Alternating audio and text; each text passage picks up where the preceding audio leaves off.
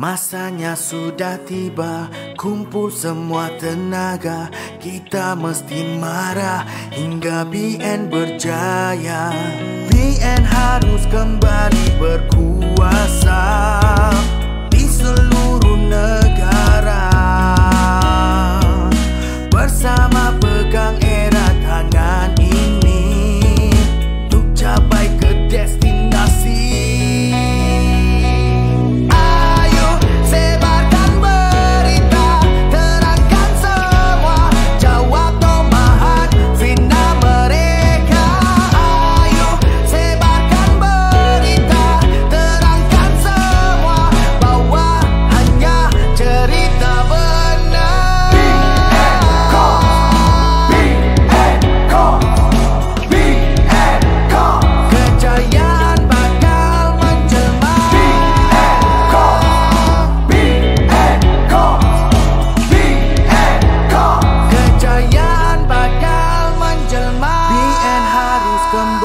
Berkuasa di seluruh negara. Bersama pegang erat tangan ini untuk capai ke destinasi. Ayo sebarkan berita, terangkan semua, jawab tomahan fitnah mereka. Ayo sebarkan berita, terangkan semua, bahwa hanya cerita benar.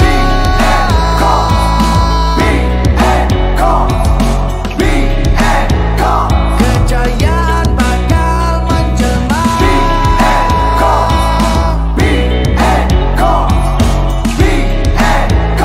Kejayaan bakal menjelma.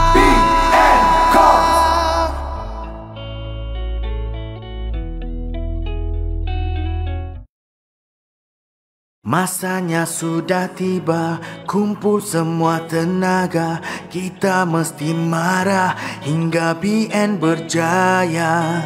BN harus kembali berkuasa di seluruh negara.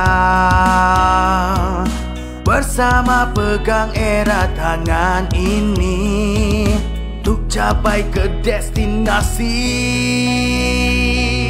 Ayo sebarkan berita, terangkan semua, jawab tomahan fitnah mereka. Ayo sebarkan berita, terangkan semua, bahwa hanya cerita benar.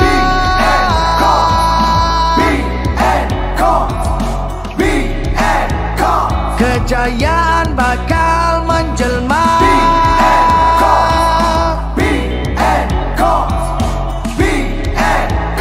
Kejayaan bakal menjelma. BN harus kembali berkuasa di seluruh negara. Bersama pegang erat tangan ini untuk capai ke destinasi. Ayo sebarkan berita, terangkan semua, jawab tomahan fitnah mereka. Ayo sebarkan berita, terangkan semua, bahwa hanya cerita benar.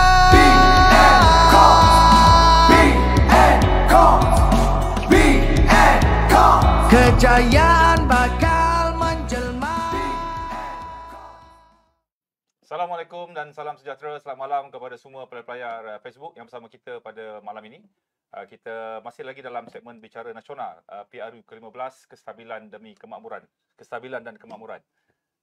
Bersama saya malam ini sahabat saya, Zi Hautai, ataupun lebih dikenali sebagai Apek Cina. Dalam dia punya media sosial, sangat aktif di media sosial, seorang peguam bela dan peguam cara. Ini rakan saya dalam dunia peguam. Macam bro, okey ya? Okey. So kita sebab kita orang ni kawan, so kita bro-bro je lah. Bolehlah bro. Okey. So kita terus ke topik-topik yang akan dibicarakan. Saya memang sangat tertunggu-tunggu banyak perkara-perkara yang saya nak tanya kepada Apek Cina ni. Bro, kenapa Cina suka sangat DAP ya? Actually, inilah satu tafsiran yang silap. China bukan suka DAP. Asal bertanding je DAP menang. Asal bertanding DAP menang. China ni dia suka pembangkang. Bukan suka DAP. Kalau tengok Malaysia ni, sejarah Malaysia ni, negeri yang pertama jatuh ke tangan pembangkang adalah Pulau Pinang, bukan Kelantan. Kelantan 90-an, Pulau Pinang 60-an kepada gerakan masa itu adalah pembangkang. So, saya nak buat satu perbandingan. Kalau kita tengok 2008, 2013, 2018, ramai kawasan China ni dia sokong DAP, dia sokong Pakatan Rakyat dan Pakatan Harapan kerana mereka berada di barisan pembangkang. Kalau kita landaskan dengan keputusan PRK Tanjung Piai. Tanjung Piai ini 30% orang Cina, penghuni Cina. So sebelum ini Barisan Nasional kalah kepada Pakatan Harapan dengan 300 lebih undi. Betul. Tapi selepas itu dalam PRK, dalam jangka masa setahun setengah tu, dia boleh swing balik 15,000 undi. Majoriti kepada Barisan Nasional. Masa tu BN berbangkang. Masa tu BN berbangkang. Maksudnya kalau BN adalah pembangkang sampai hari ini, mungkin pengundi Cina akan sokong habis-habisan kepada Barisan Nasional. So, tanggapan bahawa Cina penyokong kuat DAP atau Pakatan Harapan atau Pakatan Rakyat atau Barisan Alternatif tu kurang tepat. Cumanya penghuni Cina lebih memihak kepada pembangkang atas alasan-alasan tertentu lah. Sentimen pembangkang. Tapi DAP punya politik ni bukankah selain DAP itu pembangkang, mungkin cara politik DAP itu juga sebenarnya telah meracuni pemikiran pengundi-pengundi Cina. Racun ke tak racun ke, kita jangan bicara sebagai satu pendapat. Racun ke tak racun ke, kita biar orang lain yang fikirkan. Tapi apa yang ditanamkan dalam pemikiran pengundi Cina sejak dulu oleh DAP adalah benda-benda yang berunsur perkauman. Saya bukan kata dia perkauman, saya kata dia berunsurkan perkauman. Contohnya pengiktirafan UEC. Contohnya lebih peruntukan kepada sekolah vernakula dan sebagainya. So benda-benda ni dia telah menusuk ke hati pengundi Cina. Dia sudah jadi satu perasaan, dia bukan satu pemikiran rasional dah. Cumanya Tun Dr. Mahathir selalu cakap Melayu mudah lupa. Sebenarnya kaum Cina bukan mudah lupa, cuma dia mudah lupa perasaan itu. Perasaan yang dia benci kepada DAP seketika, perasaan yang dia suka kepada Barisan Nasional seketika pada 2004. Kebanyak kawasan Cina orang MCA dapat 2004 zaman Pak La tu. So jangan lupa pasal itu. So yang benih yang ditanam tu adalah orang Cina adalah second class citizen. Bumi Putra adalah first class citizen. So sampai sekarang walaupun pemimpin DAP kurang menyebut tentang ni, tapi penyokong-penyokongnya masih menyebut. Kenapa? Kerana mereka pernah menjadi kerajaan selama 22 bulan. Mereka tahu apa yang ditanamkan, mereka sendiri pun tidak dapat laksanakan. Tapi dia orang diam sajalah. Sebab dia sekarang dia beralih kepada pembangkang, maka dapatlah sokongan Cina. Itulah kenapa DAP ataupun Pakatan Harapan kuat disokong oleh pengundi Cina. Tapi macam bro, Apek sebagai seorang Cina penyokong kuat Barisan Nasional. Okey. Kenapa Cina ramai sokong DAP tapi bro sokong MCA, sokong Barisan Nasional? Tadi saya cakap Cina tidak senang lupa tentang perasaan. Saya tidak senang lupa tentang perasaan itu. Saya konsisten. Saya pernah flip sekali 2008, saya sokong Pakatan Rakyat masa itu. Tapi apabila mereka menunjukkan apa yang saya tidak dapat hadamkan, contohnya iktiraf UEC, contohnya sekolah vernakula, contohnya naratif orang Cina adalah second class citizen, dan saya buat kajian sendiri, saya rasa formula Barisan Nasional, saya kata Barisan Nasional bukan memihak kepada pemimpin-pemimpin tertentu. Saya kata formula parti itu adalah yang paling bersesuaian untuk negara majmuk seperti Malaysia. Saya bagi contohnya, sekolah vernakula. Naratif DAP yang saya suruh seketika percaya ialah orang Cina di second class kan. Contohnya peruntukan untuk sekolah kebangsaan adalah sekian-sekian juta bilion. Dan peruntukan untuk sekolah rendah Cina, vernakula Cina hanya 50 juta. So nampaknya macam diperendahkan kan. Sebenarnya bukan macam itu. Selepas kajian saya dapati sekolah kebangsaan dimiliki semua.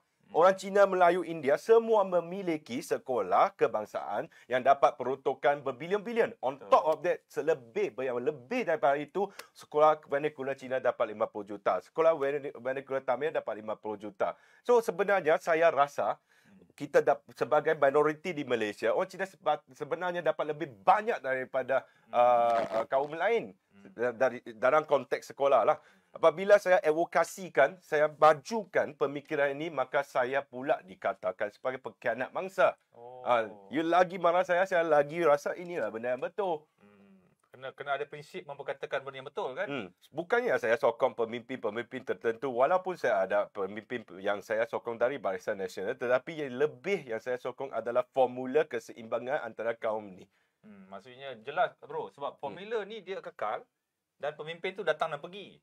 Dalam parti pun ada pemimpin yang kita suka, ada pemimpin yang kita tak suka. Bukan semua pemimpin BN tu baik, bukan semua juga pemimpin BN tak baik. Bukan semua pemimpin Pakatan Harapan pun baik. Betul kan? Dan bukan semua yang jahat. Bukan semua jahat. Jadi dia berbeza-beza. Betul. Yang ini menarik. Bila Apek Cina cerita pasal formula. Dan orang muda ni. Orang muda dan parti muda ni. Hari ni kita tengok nampaknya macam parti muda dulu daripada Bersatu, Syed Saddiq, kemudian melompat sebelum kita pergi Bersatu, saya nak cerita pasal parti muda ni. Sekarang ni menjadi komponen dalam Pakatan Harapan. Membimbangkan Barisan Nasional ni, parti muda ni. Memanglah Barisan Nasional patut bimbang sebab dia pihak lawan, dia bukan pihak kawan. So, kalau kita tengok parti muda ni, masalah yang dihadapi oleh mereka ialah hubungan antara parti-parti dalam sekutu itu. Seperti mendiang Perdana Menteri Singapura, Tuan Lee Kuan Yew, yang pernah berkata Pakatan Harapan adalah satu persekutuan, satu sekutu yang sangat-sangat lemah kerana mereka ada pemikiran yang berlainan dan juga hala tuju yang berlainan.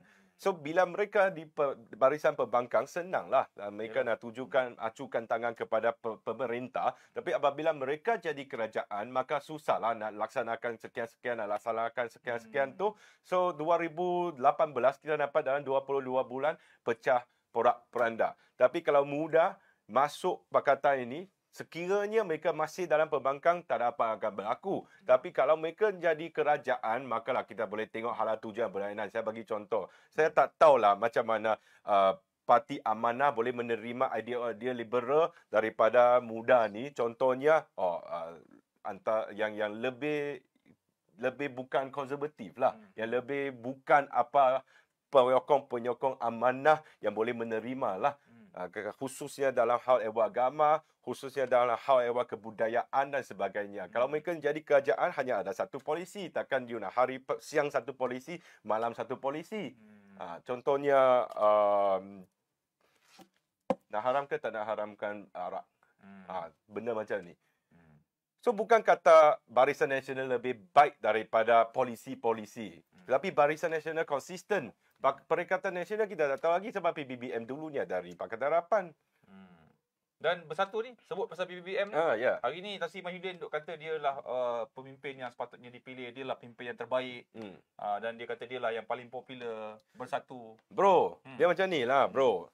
Kalau kita sentuh tentang Perikatan Nasional, yang PAS ni, Parti Islam Malaysia ni, saya tak mau sebut sebab mereka konsisten. Kalau apa yang baik, kita kena puji. Okey? PAS ni dia konsisten dan dia memang tak ada kes rasuah yang banyak. Okey? Walaupun tiada kesnya, walaupun dia jadi kerajaan Kelantan. Tapi yang PBBM ni, saya nak bagi tahu Tan Sri Muhyiddin Yassin dan geng-geng contohnya, Azmi Ali, contohnya Rizwan semua ni, dulu dia asal UMNO. So, dia orang selalu kata, UMNO ni merosakkan negara 60 tahun. Dalam 60 tahun ni, Tan Sri Muhyiddin dalam. Pak Wan dalam. Azmi Ali sebelum 1997 pun dari UMNO. So, bila dia orang tuduh bahawa Barisan Nasional adalah rasuah, dia tuduh diri sendiri tau. Itu nombor satu. Nombor dua, sejak 2018, PBBM dalam kerajaan PH. Selepas tu, dia dalam kerajaan PN. So, bila kamu berada di kerajaan, siapa nak siasat kamu? So, dia tak ada track record seorang PBBM, pemimpin PBBM yang didakwa. Tapi, apabila PH ditukarkan pada 2020, kita nampaklah Lim Guan Eng kena tuduh. Kita nampaklah Syed Saddiq kena tuduh. Tapi hari kalau PRU ini, PBBM kalah, saya percaya dan saya boleh tepuk dada menjaminkan kalau Barisan Nasional menjadi kerajaan, mesti ada kes di kalangan ahli pemimpin PBBM. Kes tak kisah siapalah. Mungkin Tan Sri Muhyiddin tak kena, tapi menteri bekas menteri dia. Tapi kalau dia menang, kita diamlah. Dia menang apa kita bisa bikin. So, kalau dia menang tu, dia yang lantik AG, dia yang lantik ketua pesuruhjaya SPIM, dia yang susun. Okey, dia boleh buang kes, tarik balik. Bukan tak ada sejarah macam tu. Zaman PPBN dalam PH tu pun ada buang kes, tarik balik kes, bebaskan orang, gugurkan pendudukan, macam-macam kan. Kalau dia jadi kerajaan, mungkin dia buat macam tu, dia boleh kekal dia punya image bersih lah. Bukan saya kata BN tak rasuah, BN memang ada rasuah pun. Tapi sejak dulu, Tan Kun Suan kena dakwa, masuk penjara. Ker Toyo kena dakwa, masuk penjara. Harun Idris kena dakwa, masuk... Harun Idris ke Idris? Harun Idris. Okey, pun kena dakwa. So, dan juga Abdul Rahman, mantan ahli parlimen sahabat benar UMNO. So, dalam pimpinan UMNO ni, memang ada pemimpin UMNO yang didakwa dan masuk penjara. Ketika UMNO jadi kerajaan. Ya. So dia bukan satu pendakwaan politik. Tapi memang bro, dari parti yang sama. apa ni? Saya dah baca bro punya posting dekat Facebook. Bro kata kalau BN menang, BN patut lantik Lokman Adam, lantik Tan Sri Shafie sebagai peguam negara. Apa pasal? Okey dia, bro, you tahu lah, you lawyer, saya pun lawyer. Bro peguam kan. So itu retorik. Itu retorik saya nak bagi tahu penyokong-penyokong PPBM. Nak tengok apa respon diorang. PPBM dan Pakatan Harapan. Kalau DAP. posting tu je buat macam tu, apa dia punya respon? Ya, betul. Okey, dia betul kata, okey, kalau kita lantik contohnya Lokman Adam menjadi ketua pesuruhjaya SPRM. Okey, dia ahli politik UMNO yang aktif. Kita lantik Tan Sri Shafie, peguam belah kepada Datuk Seri Najib Razak ataupun Hisham T Potek, peguam belah kepada Datuk Seri Zahid. Kalau mereka jadi AG, lepas tu mereka tarik balik kes terhadap Tan Sri Zahid dan mereka bebaskan Datuk Seri Najib. Kamu rasa macam mana? Rasa macam tak setuju lah. Tak setuju lah. Mereka setuju apa ni kan? Betul. Inilah perasaan sepatutnya kau sebagai peguam, bro sebagai peguam, saya sebagai peguam, kita patut ada pemikiran ini. Tapi malangnya ramai kawan saya dari ramai kawan kita, betul. yang mengamal undang-undang, yang menyokong Pakatan Harapan ataupun PPBM, tutup mata, tak nampak. Tak mau komen. Kata okey sebab Najib ni korup. Sebab Zahid ni korup. Itu dia sudah ada mindset tu. So apa yang menyebabkan mereka disabit hukuman, cara dia, proses dia, prosedur dia, fairness tu, tak mau tengok dah. Semata-mata nak sabitkan hukuman saja. Tapi adakah kamu selalu lupa kamu seorang pengamal undang-undang? Betul. Jadi dalam kita bercakap pasal prinsip ni, sepatutnya dia tidak ada fear and favor kan? Ya, tak ada fear. Procedural fairness. Sekarang mana procedural fairness? Okey, bro. Ada masa sikit nak cakap dengan rule of law. Yes, betul Dr. Mahathir, Pakatan Harapan juga rule of law. You tahu rule of law, I tahu rule of law, tapi ramai kat sana tak tahu rule of law. Rule of law dia macam ni. Kalau kita ada peraturan untuk mainkan game, contohnya saya buat baling ni sebagai satu permainan lah, kita mesti ada peraturan kepada peraturan ini. Okey, apa peraturan tu? Contohnya, kalau kamu kata, hey, Apik, sebenarnya bapa saya Tan Sri, so saya kena ada 2 botol. Kamu ada 1 botol. Itu sudah langgar peraturan. Betul.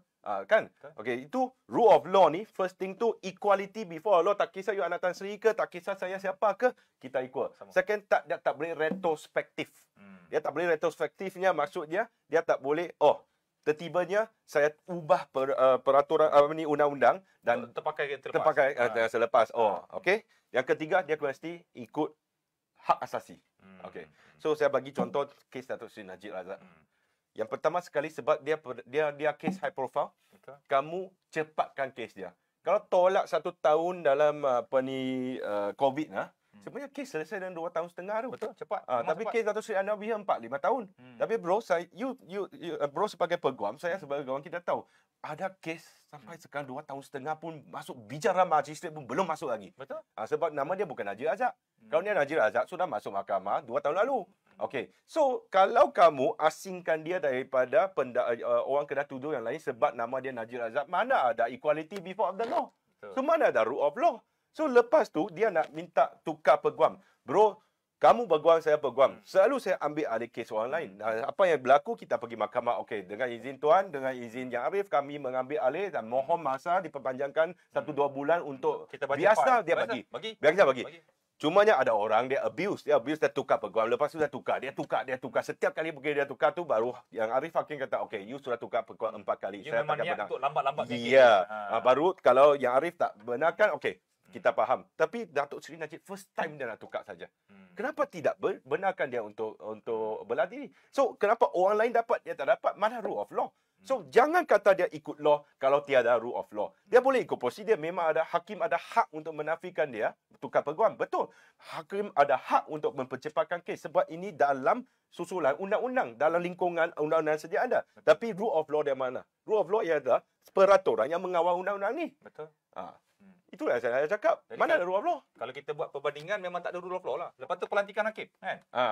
Itu kita sebagai pengamal undang kita jangan komen dulu sebab dia belum siasatan itu belum dapat kesahihannya. Dia belum ada RCI, dia belum ada pembicaraan. So kita biar dia dulu kita cakap fakta. Faktanya dalam buku mantan peguam negara, beliau telah menulis secara diri sendiri bahawa beliau mengambil tempat participate lah dalam terlibat dalam perbincangan dengan Tun Dr. Mahathir atas pelantikan hakim tertentu. Itu adalah pengakuan Tan Sri Thomas dalam bukunya, kan? Sama ada ini campur tangan politik ke apa, kita jangan cakap. Betul. Kita tak tahu. Kita biar audiens yang tentukan. Dan biar pihak kuasa siasat perkara ni, kan? Ya, betul. Dan PRU 15 ni, kan? Kenapa BN sepatutnya dipilih oleh rakyat Malaysia? Seperti saya cakap tadi, rasuah semua ahli politik ada. Yang bezanya kena tangkap ataupun tidak kena tangkap. So kalau BN jadi kerajaan, mungkin PH dan PN akan didakwa. Sebaliknya kalau PN atau PH yang jadi kerajaan, mereka PH, PN dan BN akan didakwa. So rasuah ni, naratif rasuah ni kita kena offset, ketepikan dulu. Bukan tapi berapa lama nak selesai masalah rasuah negara? Takkan selesai. You nak selesaikan rasuah di negara ini, you kena macam Republik Rakyat Demokratik Rakyat Korea. Apapun Korea Utara. Mana ada rasuah? Sebab dia diktator. Kalau kita tengok Amerika tak ada rasuah kah? Kita tengok UK tak ada rasuah kah? Jepun tak ada rasuah kah? Singapura tak ada rasuah kah? Ada rasuah. So kalau nak selesaikan sampai zero rasuah, melainkan ini adalah negara diktator. Rasuah pancung kepala. Okey. Selesai. Okey. Rasuah adalah pertukaran kerajaan. Bila BN jadi kerajaan, PN PH didakwa. Kalau PH jadi kerajaan, BN PN didakwa. Kalau PN jadi kerajaan, BN PH didakwa. So take turns lah. Take turns kena dakwa, take turns apa ni. Tapi apa setuju ke kalau politik berasaskan dendam, dapat kuasa dakwa pihak lawan, tekan pihak lawan? Tak boleh. So, kalau BN menang ni, okay, adakah kita nak BN buat macam tu? Tak. Dia macam ni, bro. Kita kena understand, kita kena faham sensasi. Kalau benda-benda yang sopan santun, hormat menghormati, dia jarang ada sensasi. Tapi yang dendam-dendam tu macam, tengoklah saya macam panas barang kan. Macam sensasi orang mungkin akan dengar. Kalau saya cakap, bro, sebenarnya dalam perundangan tiada sensasi dah. Tapi saya cakap masa orang yang dendam kan, orang tak nak tengok dah. Tu boring sangat. So bila kamu tengok politik yang kita harapkan politik matang di Jepun ke apa, dia punya undi punya rate very low. Dia punya peratus jumlah pengundi yang keluar untuk mengundi rendah sebab boring. Sebab semua orang macam menghormati. Semua cerita pasal polisi negara, Yeah. pembangunan, benda-benda yang baik lah. Ya, tapi kalau kita tengok UK ke belakang ini, kita ingat Malaysia satu penggal tukar 3 Perdana Menteri sudah dahsyat. Tapi UK ni 1 tahun tukar 3 Perdana Menteri, dia orang lagi dahsyat bagi kita.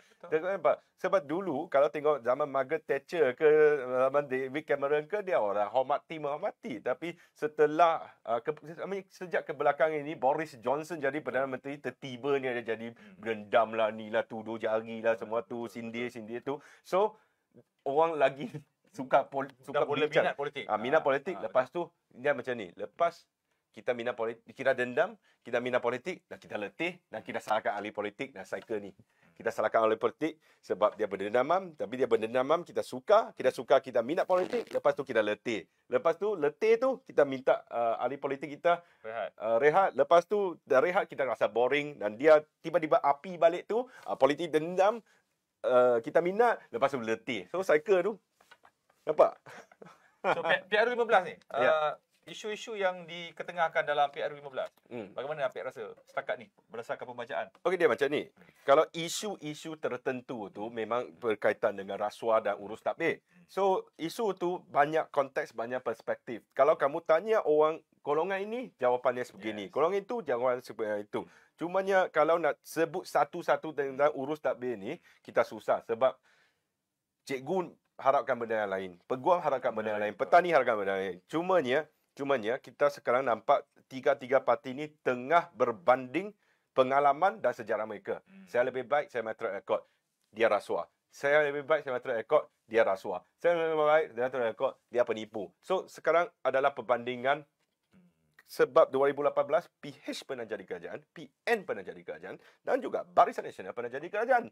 So, kali ini isu yang utama ialah siapa paling banyak berbakti kepada rakyat, yang rakyat masih boleh ingat perasaan itu, siapa yang rakyat tak suka kerana rasuah, kerana perkauman, dan perbandinganlah antara tiga parti ni.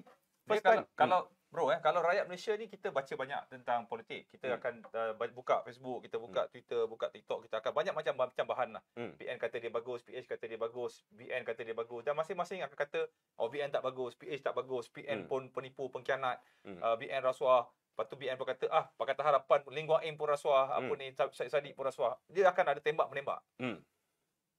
Kalau pelabur luar, untuk pelabur asing, siapa yang sepatutnya dia nampak? Sebenarnya pelabur, kalau seorang pelabur yang minat untuk melabur dalam syarikat, yang first dia mau tengok laporan kewangan company ini untuk 20 tahun. 20 tahun dia buat macam mana, dia match up macam mana. So dalam perihal ni dia akan tengok mana parti yang ada track record yang paling lama lah. So, saya pernah baca bro tulis pasal benda ni. Pasal pelabur kan. Jadi kestabilan tadi kan, kestabilan. So dalam 20 tahun punya track record, siapa yang boleh menjaminkan negara ini satu keadaan yang tiada pergolakan dan humbai hayun. Sebab dia orang tak ada pergolakan. Saya bagi contoh kenapa dia orang tak nak pergolakan. Kalau seorang pelabur dari, contohnya Amerika Syarikat, 1 USD 3.8 ringgit. Okey, puluhan tahun lalu lah. So, bila dia buat satu pelaburan di sini, tertibanya ada pergolakan di Malaysia, mata wang ni naik, jatuh, itu dia tak nak. Itu macam judi. Speculation of currency. Itu orang dia nak speculate, dia pergi beli USD, naik turun, dia jual, dia pergi Jepun yen, dia tak. Dia nak invest sebab company ni di Malaysia produce benda ni, dan benda ni buat duit, dan dia dapat dia punya pendapatan, dia punya faedah. Kalau dia nak buat penilaian tentang ni, pada masa yang sama dia nak buat penilaian tentang nilai mata wang tu, dia kena ada kerja dua. So dia tak nak yang itu, dia nak yang ini saja. So pergolakan yang kurang, negara yang stabil, dia orang lagi senang nak buat satu kerja, dia nak buat kerja yang dua. Itu belum kita cerita pasal pertukaran polisi dah semua. Ya, betul. Sudah tukar kerajaan, tukar polisi. Macam bila PH menang itu, bila mereka batalkan projek-projek, adakah dia yang bagus untuk negara? Tak, sebab kalau saya buat satu pelaburan jangka masa panjang yang melibatkan bilion-bilion tu, saya nak benda yang apa yang saya sudah bincangkan dengan pihak sebelah, itulah yang akan jadi binding. Itulah akan jadi apa yang kita kena hormati. Tapi kalau tukar kerajaan, you tukar. HSR, okey tukar. ECRL sudah draft line, you nak tukar. Pembinaan ni, you tukar. Tukar ataupun batal. Siapa berani nak melabur di Malaysia lagi? Kali ini saya telah campak berbilion-bilion untuk bina satu kereta api dari Gombak ke Bentong sehingga ke Pangkalan Hulu. Lepas tu, tukar kerajaan, stesen ni potong. Semua tu saya tak boleh capai matlamat dan misi saya dah. So siapa berani nak melabur di negara ini berbilion-bilion? Kalau melabur 3 tahun jangka masa pendek, 3 tahun, 2 tahun, okeylah spekulasi buang duit ambil. Tapi yang jangka masa panjang, kita kena ada kestabilan. So ini adalah satu kesilapan yang dilakukan oleh PPBM, DAP, PKR dan Amanah masa itu kerana mereka telah menjadikan Malaysia sebuah negara yang tidak boleh dipercayai. So negara yang matang politik, apa yang selalu mereka buat? Kalau ada satu projek yang telah dimeterai oleh kerajaan sebelumnya yang bukan dari parti, dia kena hormati yang itu walaupun dia susah. So perbuatan sebegini, pelabur asing walaupun dia tahu you ada pertukaran kerajaan, tapi dia tahu kerajaan baru akan menghormati apa yang telah perjanjian yang telah dimeterai. So ini adalah kesiapan PBBM, DAP, PKR dan Amanah masa itu. Dia menjejaskan keyakinan pelabur asing dalam Malaysia. Dan bro, kita tahu Anwar Ibrahim adalah calon Perdana Menteri bagi Pakatan Harapan. Tapi saya duk nampak dia punya bayangan kabinet belum nampak lagi lah. Cuma saya duk tengok yang lepas-lepas kan. Tun Mahathir Perdana Menteri, Wan Azizah timbalan Perdana Menteri sebab dia kota bersatu, kota PKR. Kemudian Menteri Kanan, Menteri Pertahanan Mak Sabu. So kalau PRU ke-15 mereka menang, Anwar Ibrahim Perdana Menteri, Mak Sabu timbalan Perdana Menteri. Katalah Lee Kuan Eng jadi balik Menteri Kewangan. Adakah barisan kabinet ni meyakinkan pelabur? Susah. Sebab nama itu sudah terpahat dalam sejarah Malaysia ni. Menteri titik perpuluhan, kereta terbang, negara sudah menjadi bankrupt, hutang kita bertrilion-trilion. Satu orang accountant yang bukan accountant, seorang Cina yang bukan Cina. Okay, so ini sudah terpahat dalam sejarah politik Malaysia. So bila pelabur asing datang dia tengok ni, alah, bukan lagi kan? Okay, bukan dia. So dia macam ni lah, bro. Kalau mereka jadi kerajaan, kalau mereka kena lantik orang yang dengar perintah daripada Perdana Menteri. Sebab dia orang kata nak stabil, nak lawan Barisan Nasional, dia orang lagi boleh maju. So, kalau tak suka tu, kita nampak dia orang boleh cantas macam tu lah.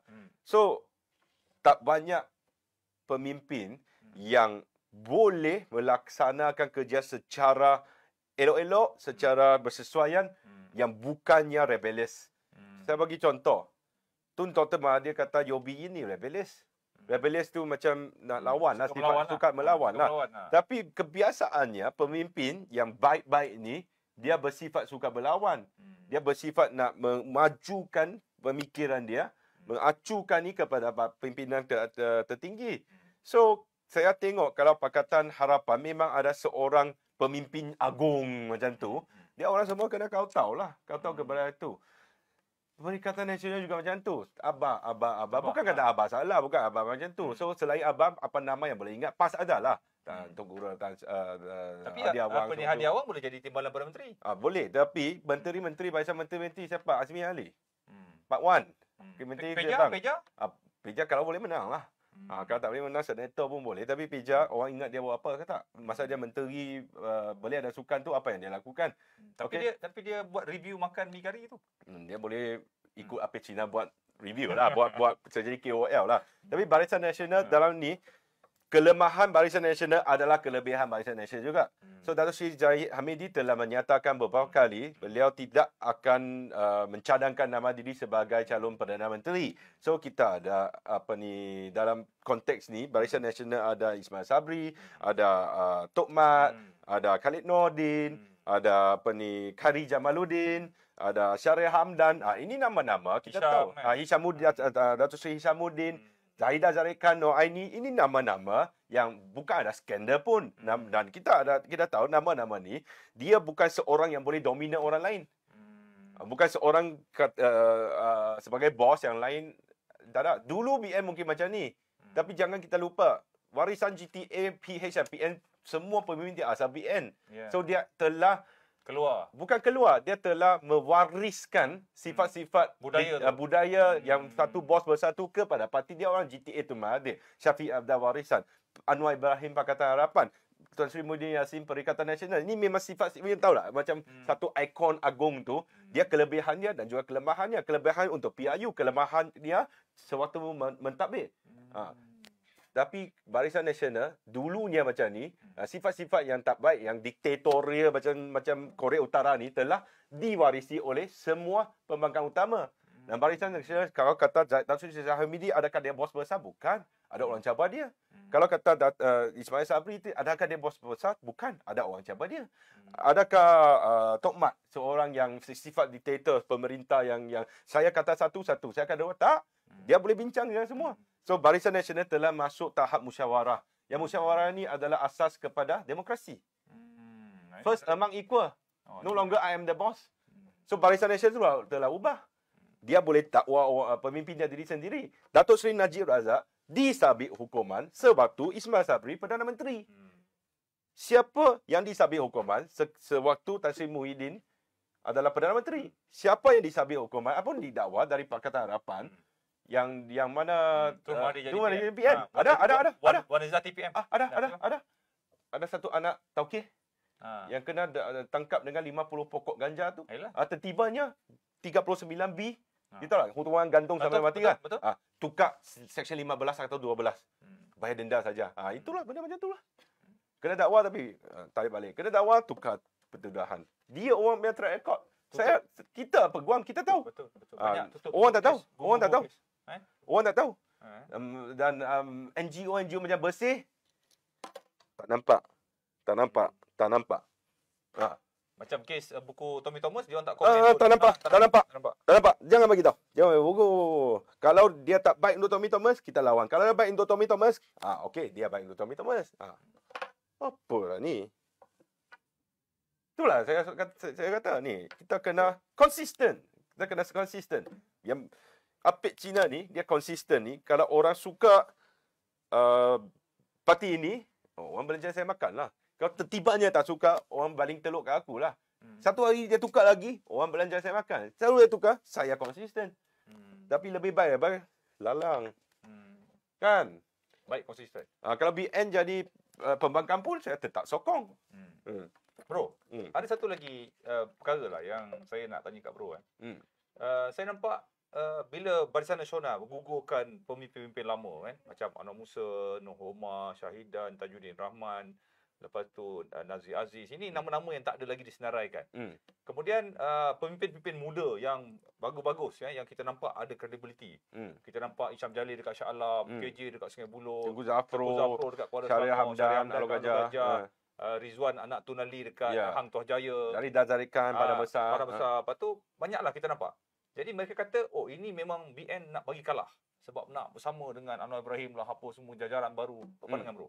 Dia macam ni lah. Kita boleh buat andaian macam-macam. Ni andaian dekat awal. Andaian macam-macam. Tadi sebut nama besar-besar tu, sebenarnya dia ada satu trade.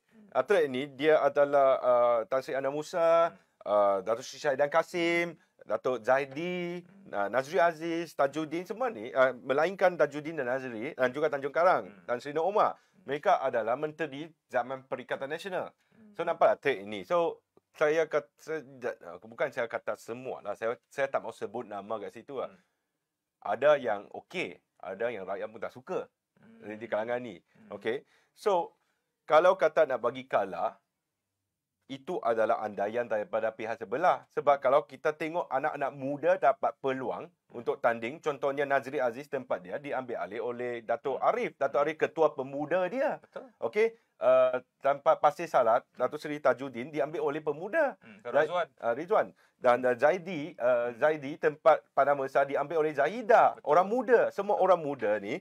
So sepatutnya sebagai Anwar Musa pun puteri dia muda juga. So saya rasa Tan Sri Anwar Musa adalah teladan kepada mereka. Kalau kamu sebagai seorang otai dalam parti, kamu diarahkan untuk beri laluan, Tan Sri Anwar Musa sokong penuh kepada ketua puteri dia, orang muda. Inilah satu kebudayaan baru.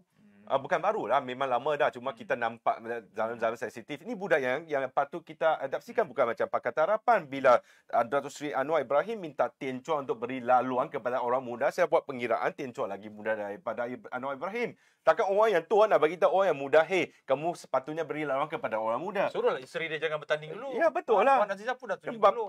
suami, isteri dengan anak. Okey, tak apa. Itu pilihan rakyat di Pandan, di Lembah Pandai dan juga Tambun. Tapi yang sejarah Malaysia akan mencatatkan bahawa PKR adalah dikendalikan oleh sekeluarga. Ini sejarah akan catat. Sekarang mungkin kita nampak macam blind sokongan buta. Tapi dalam 30 tahun kita baca secara buku teks ni, bapa, apa saya masa tu bapa jadi ahli parlimen, isteri jadi ahli parlimen, anak jadi ahli parlimen dari parti yang sama. Masa itu baru orang akan fikir balik. So, bersabar, sabar. Orang yang buta sokong Pakatan Harapan tu janganlah happy sangat tu. Dalam 30 tahun bila kamu jadi uzur, kamu baca buku sejarah tu, kamu pun gelak, kenapa macam itulah. Tapi apa ni tadi menjawab soalan kata BN nak kalahkan, kita letak semua calon-calon muda ni, bukankah ianya nak merampas kerusi-kerusi ni? Tak. Bagi laluan kepada orang muda ni satu amalan yang mulia. Cumanya saya rasa BN ada banyak kelemahan. Boleh izinkan saya kritik BN sikit? Boleh lah, boleh. Okey. BN tak buat apa nak mengaku kelemahan diri sendiri, itu adalah kelemahan. Betul. BN baik, terbaik. Kita tahu BN bukan parti yang terbaik. Kita tahu BN ada di kalangan orang BN tu, ada contohnya ada MCA dan MSC rebut kerusi batu tu, sudah surface. Dia macam ni, BN punya kelemahan ni, dia suka heboh-hebohkan benda kat luar tu. How dalaman tu dalaman lah, settle dalaman lah. Tak payah heboh-heboh kat luar tu. Dan kalau kamu nak beri laluan kepada anak-anak muda, berilah sepenuh hati seperti Tan Sri Ana Musa. Janganlah ada yang lompat lepas tu. Ada kan yang kena cantas sudah lompat tu. Tapi dah lama patutlah berehat betul lah. Berjiwa besar lah. Ya, berjiwa besar. So ada kelemahan juga dalam Barisan Nasional. Walaupun anak-anak muda kita dia tak ada chance, kalau rakyat beri peluang kepada pemimpin-pemimpin muda Barisan Nasional, dan makalah Barisan Nasional boleh nampak satu alaf yang barulah sekarang ni. Kalau anak-anak muda semua kalah, then susah. Sorry. Very susah. Pekan juga bagi anak muda kan. Betul. So tempat-tempat selamat bagi anak muda tu saya yang suka. Ashraf Wajidi degree Degree. Okey, dia macam ni. Secara faktanya, tiada satu tempat selamat bagi mana-mana parti. Betul. Tiada. So ini ada asas tapi bagi bacaan Barisan Nasional, grade tu senang bagi Dr. Ashraf. Alor Gajah tu dia okey sikit, kelabu sikit bagi Syed Hamdan. Zaidi ni dia penyandang padang besar bagi Zaidah Tarik. Datuk Arif ni penyandang dia UMNO Padang Rengas bagi anak muda. So itu amalan yang bagus. Kalau walaupun kawasan selamat dia orang boleh kalah, itu bukan sebab dia orang dah. Itu sebab peta politik sudah pecah tiga. So pengiraan sudah berlainan. Dia bukan two ways lah, PNPH, dia PNPNBH.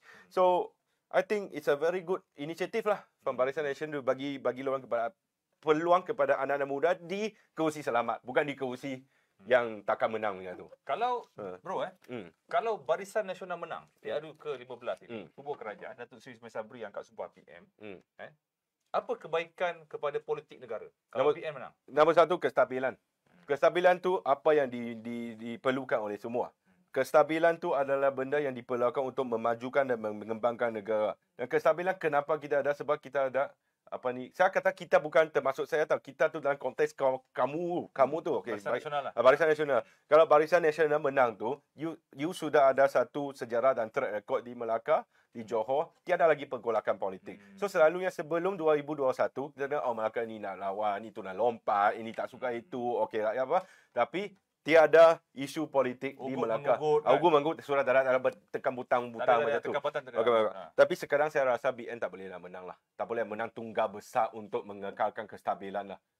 Ini bacaan saya buat masa sekarang. Kalau semua yang inginkan kestabilan untuk perkembangan ekonomi, untuk menjalani kehidupan, sebab tahun depan akan mengalami ekonomi yang teruk, kegawatan ekonomi yang teruk, semua tahu. Kita memang memerlukan kestabilan. So tuan-tuan dan puan-puan lah, lain kalilah, PNPH ke apakah, lain kalilah Barisan Nasional ada track record untuk memberi kestabilan. Dan sebagai seorang yang peguam lah, atau saya selalu berurusan dengan orang yang menjalani bisnes, perdagangan dan sebagainya, mereka inginkan kestabilan. So kestabilan, mereka untung. Mereka untung, saya untung, you untung, kamu pun untung. So kalau kita sekadar nak benda lain tu, then tahun depan kalau ada pengangguran, kalau ada apa, ekonomi gawat tu, susah kita nak salahkan orang lain dah. Dan masa itu kalau nak buat PRU pun kena tunggulah 4 tahun nanti. Kalau parti ni lompat sini, lompat sana tu, lagi dahsyat kan. So letih kan. So baiklah, sekaligus ingatkan apa yang perasaan kamu pada 2018, 2019, 2020, sehingga 2021. Banyak orang tukar perasaan sejak Datuk Seri Najib Razak masuk penjara. Sebab Datuk Seri Najib Razak masa dia tahu orang ingat Bantuan Rakyat Satu Malaysia, Kedai Rakyat Satu Malaysia, HSR, ECRL, Bandar Malaysia, semua tu. Dia orang kata 1MDB tu hutangnya 50 bilion, 30 bilion, tapi Bandar Malaysia sudah 100 bilion lebih dah. So tapi masa 2007 benda ni diserahkan kepada Kementerian Kewangan. So dalam akaun tu tak nampak sebenarnya 1MDB punya hutang tak sentuh pun negara punya ke bankrupt ke tak bankrupt ke, ini semua retorik. So masa itu orang tahu U-turn, tapi bila Datuk Seri Najib sudah masuk Kajang ni, ini sentimen saudara. So saya ingat tuan-tuan dan puan-puan, apikan balik perasaan itu sebelum kamu pergi mengundi lah. Ingatkan balik kan? Ingat balik tu. Ingatkan balik perasaan tu. Saya konsisten, saya tak lupa perasaan sebab saya ingat. Dan bro boleh setuju tak kalau saya katakan kalau BN menang juga dia akan merehatkan pemimpin-pemimpin lama-lama ni? Ya sudah. Bukan kata akan, ya sudah. Okey. Tak, maksudnya yang sebelah sana, Anwar Ibrahim, Tasim Mahyudin. Oh itu tak. Kalau kita menang, mereka kalah, adakah mereka akan bersara? Tak. Oh, takkan bersara? Takkan bersara. Dia akan lagi dahsyat terus terang Barisan Nasional. Ada seorang pemimpin Dia sudah besar lah. Tapi kalau sekadar nak lawan Barisan Nasional sampai umur 97 pun masih lawan lagi. Masih lagi tegak. Masih tegak lagi. So Tan Sri Anwar Ibrahim baru umur berapa? 80 lebih. Tan Sri Muhyiddin baru 80 lebih. 75, 75. 75. Orang tak sampai 80 tu. Satu lagi penggal tu baru 80. Sejarah Malaysia telah membuktikan bahawa nak lawan BM boleh lawan sampai umur 97. So mereka muda lagi tu. Maksudnya kalau PH dan Perikatan Nasional kalah, Anwar Ibrahim dan Tan Sri Muhyiddin juga akan menawarkan diri untuk jadi PM lagi, lawan BM lagi. Ya, betul. Tak, you mark my words lah. Kalau BM menang, dia akan macam tu. Tapi Barisan Nasional, kita mungkin akan tukar Perdana Menteri sebab nombor satu, nak beri peluang kepada pemimpin muda. Nombor dua, selepas PRU ada pemilihan parti. Masa itu dinamik dia suara lain lah. Betul.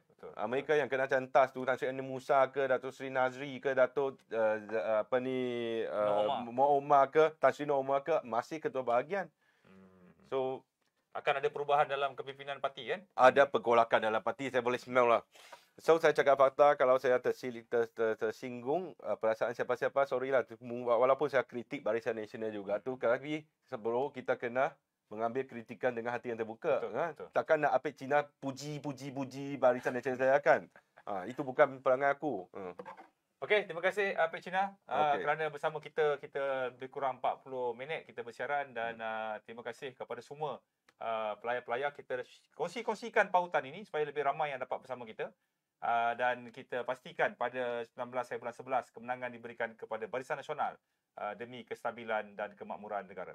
Assalamualaikum dan selamat malam. Selamat sejahtera. Salam satu Malaysia.